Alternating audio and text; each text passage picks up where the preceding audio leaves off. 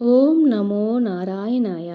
హిందూ సంప్రదాయంలో అత్యంత పవిత్రమైన ఉపవాసాలలో ఒకటి పాండవ నిర్జల ఏకాదశి.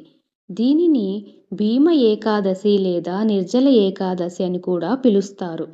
మహాభారత కాలంలో పాండవులలో భీమసేనుడు అపారమైన బలశాలి. అయితే అతనికి ఆకలి కూడా చాలా ఎక్కువగా ఉండేది. అందువల్ల సంవత్సరంలో వచ్చే 24 ఏకాదశులను ఉపవాసంతో ఆచరించడం అతనికి సాధ్యం కాలేదు.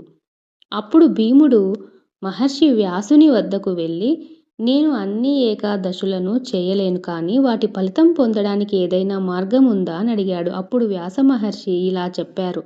జ్యేష్ఠమాసంలోని శుక్లపక్ష ఏకాదశి రోజున ఆహారం మాత్రమే కాదు, నీరు కూడా తీసుకోకుండా ఉపవాసం ఆచరించు. ఈ నిర్జల ఏకాదశి ఫలితం సంవత్సరంలోని అన్ని ఏకాదశుల ఫలితానికి సమానంగా ఉంటుంది.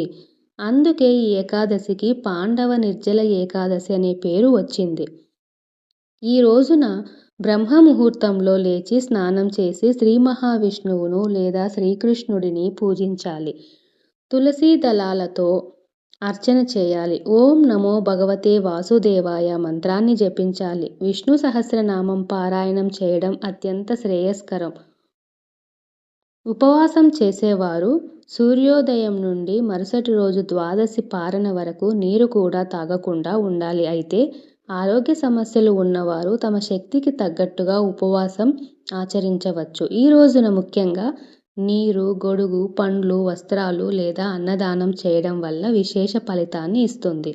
ఈ ఏకాదశిని భక్తి శ్రద్ధలతో ఆచరించిన వారికి పాప విమోచనం కలిగి శ్రీ మహావిష్ణువు అనుగ్రహం లభిస్తుంది. ఈ పవిత్రమైన పాండవ నిర్జల ఏకాదశి రోజున శ్రీహరిని స్మరించి ఆయన కృపకు పాత్రులమవుదాం. ఓం నమో నారాయణాయ అని కామెంట్ బాక్స్లో కామెంట్ చేయండి. మా ఛానల్ని సబ్స్క్రైబ్ చేసుకోండి. Thank you.